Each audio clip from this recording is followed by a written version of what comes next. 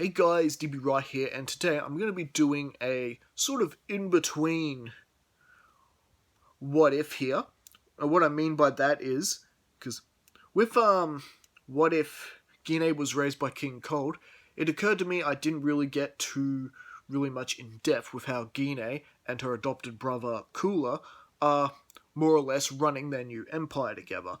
And so I wanted to do a sort of what if Gine was raised by King Cold, part 3.0, to sort of fill in that and sort of fill in the blanks of what's been going on Earth during the meantime.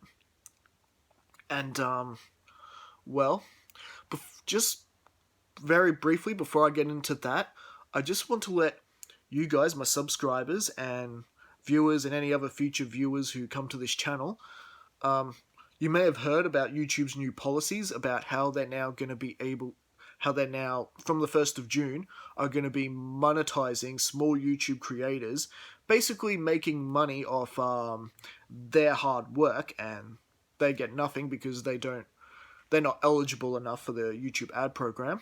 Now, personally, I don't agree with this. I think it's wrong. I think it's a kick. I think, personally, it's a kick in the teeth after small YouTube channels were kicked off that program in the first place, a few years back. However, my content's not going to be going anywhere. I'm going to continue to post things because, well, as it turns out, I love making these videos and doing these what-ifs a hell of a lot more than I actually care whether or not I make money off my content or not. And that goes for my original comics as well.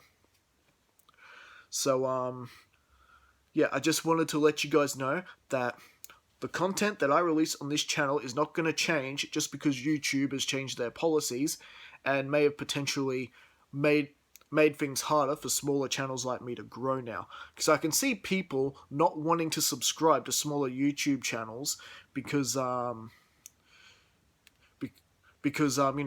are now running through them. I think this could actually discourage a lot of people from subscribing. And, well, I don't know if that's going to be the case for all channels. I don't know if that's going to affect me or anything. I think people more or less enjoy DragonBall What If content that they sit through the ads no matter what. But just pointing out a bit of a fault that I think YouTube may have with its so-called plan. Bottom line is, my content is not going anywhere. I'm still going to be posting daily, as I do, more What If content, the works. Alright, so now with that out of the way, let's get started with this 3.0 What If Gine was raised by King Cold, what if? And, well, continuing straight where we left off, King Cold has been destroyed by both his adopted daughter Gine and her adopted brother Cooler. Cooler, who had been disregarded, well, Gine formed an alliance with him since they got along very well as kids. She was able to convince him to come to her aid, and more or less, Gine giving up the Cold Empire to Cooler, which by rights is how it should have went anyway. And, well, this led to a really good partnership. Gine, who is now the Queen of Saiyans after beating Vegeta out of his King Vegeta III out of his throne. Well, things have begun to become quite a good, more deal for the Saiyans, as well as extra perks. Now that they have just as much power in in this case, the Cooler Empire, as pretty much your elite soldiers of the Cooler Empire. The Saiyans are now on equal footing with them, and you can imagine this leads to a more prosperous relationship. And also, a fair few of the policies, the way things have been done, have begun to change. In fact, from now on, they don't go around wiping out whole civilizations to take over planets anymore. Nah. Gine has decided, and, well, after, talks with her brother Cooler, that things need to change. After all, she's been to other planets. She's seen the misery and suffering firsthand, and how all these other races are just afraid of them. There's no real loyalty there at all. They're just afraid of them. And well, so this began the policy of Cooler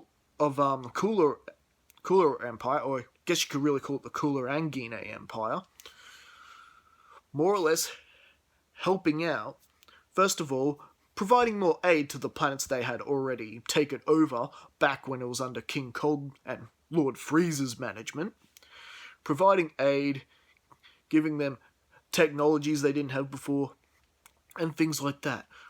And this does more or less begin to bringing the civilians under, well, bringing the Cooler Empire under the good graces of the planets that they've taken over, and that they're no longer part of the Frieza and King Cold regime. This is a new day.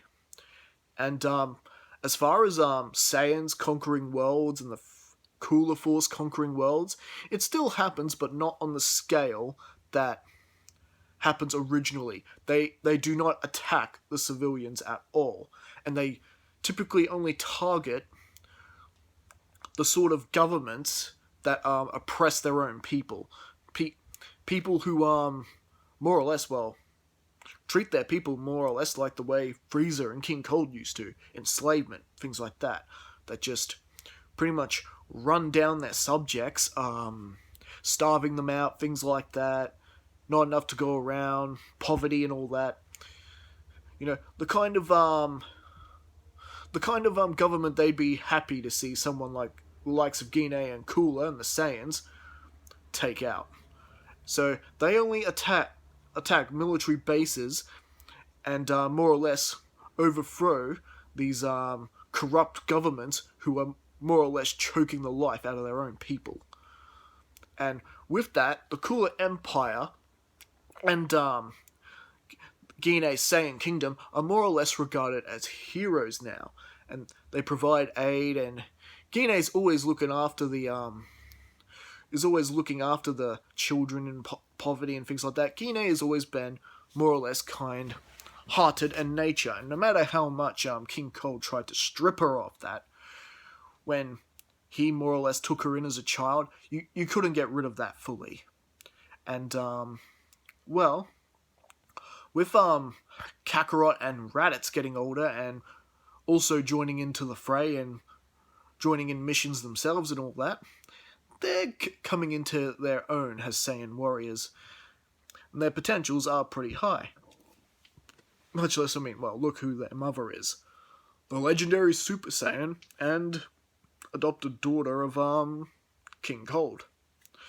And well, as for Vegeta the Fourth, he more or less took his father's death hard, even despite his mother trying to explain to him that, Vegeta the Fourth was a coward and that, he was too stubborn. If he hadn't have lost that duel, and well, more or less ultimately his life, Frieza would have obliterated them all. But Vegeta, still, it's not getting through to the young prince, and well, he's more or less decided to get in his space pod and take off.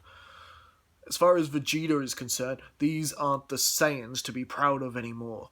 And this whole Saiyan equality thing, this whole lower class and elite, the lower class and elites, all that being dismantled under this new ruling, yeah, Vegeta the Fourth just doesn't like it at all. The Saiyans are more or less coming into their own as a people.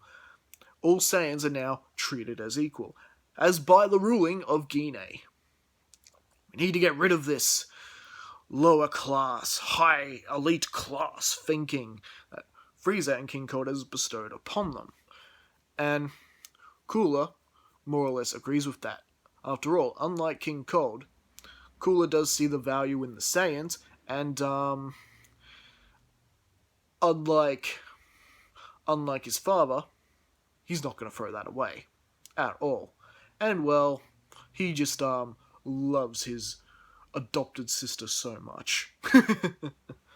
After all, she did help him get the throne from King Cold, which rightfully he should have in the beginning. It was always meant to be his.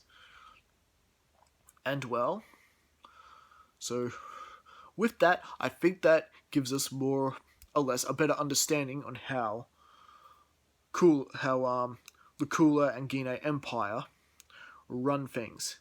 And well, if there is a case of rebellion on some of these planets they visit, ones that they're thinking of overthrowing, they're able to form more alliances by helping out the resistance on some of these worlds who are being oppressed by their current government, their current leadership, who's using force to get what they want. And well, thanks to Gine and Cooler supplying technologies and Saiyans and Cooler Force helping them with these battles, they're able to build stronger planets and, again, establish more appealing and beneficial relationships with the people who no longer fear the Cooler Empire or the Saiyans. And like I said, they're just reviewed as heroes. It's just a much better relationship that the Cooler Empire has with these planets as opposed to the Cold Force and the Freezer Force, who just enslaved people and ruled them by tyranny and was able to keep their loyalty out of fear. And, well, it has formed somewhat a bit of a splinter group into there. Well, let's just say there are some Frieza and King Cold loyalists running around, and well, they have more or less found their new leader in the form of Kuriza, who is, instead of Frieza's son in this timeline, he's just another clone of King Cold. And I thought a tribute to the Kuriza from the original manga, that would be a cool tribute sort of thing. So we named him Kuriza after the son of Frieza from that gag manga. You know the one I'm talking about.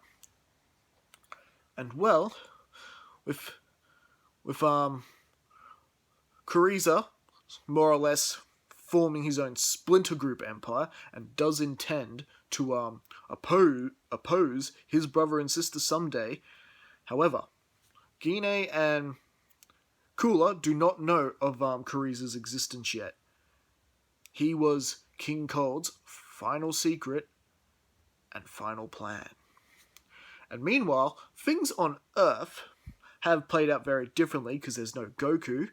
It pretty much led to when Bulma comes along, Grandpa Gohan goes with her instead, and because of how strong Grandpa Gohan is, the Pilaf saga went down without a hitch, and he was able to easily bust through that wall, and Grandpa Gohan actually got to the Dragon Balls and made a wish for himself. And just since Grandpa Gohan didn't have much of a purpose anymore, not until Bulma came into his life, he's decided to make himself the self-appointed guardian of the Dragon Balls.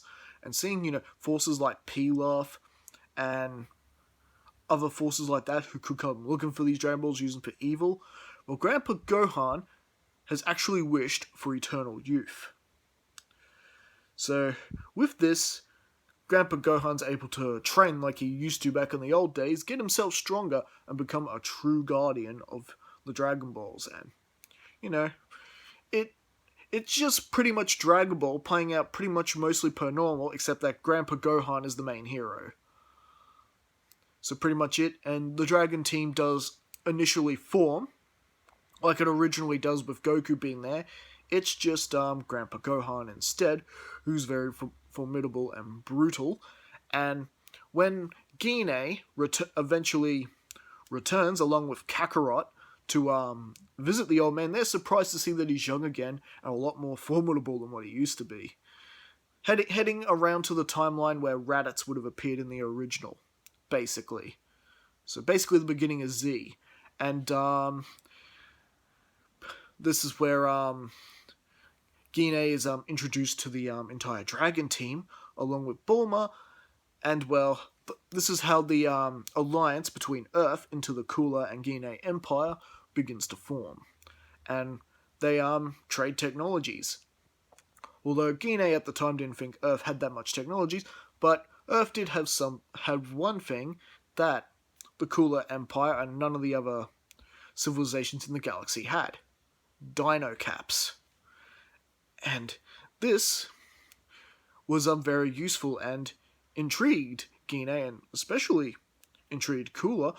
Now they could store ships in these little compartments, carry it around in their pockets. That would be very useful.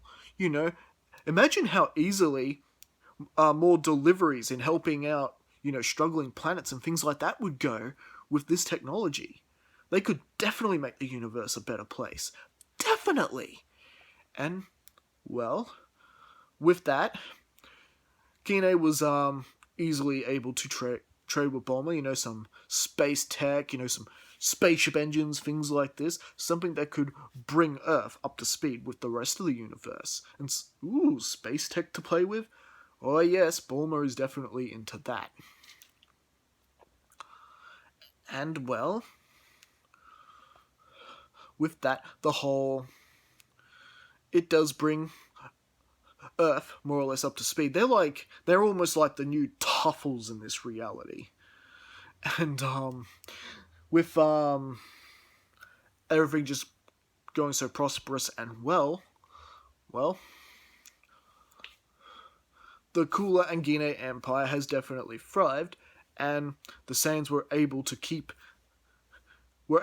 battling and becoming stronger because of this, and of course, Cooler re-establishing that Saiyans are now allowed to start training again and become stronger. It's definitely quite a prosperous and peaceful relationship, except occasionally dealing with this Frieza splinter group that is just now starting to basically make its move and begin its attack. And, well, that's actually where we're gonna leave things for right now, as we head into the official part 4. And, well, we're gonna have, fully grown Goku and Raditz into the fray also. So things are gonna get a lot more interesting now that Frieza is now about to make his move.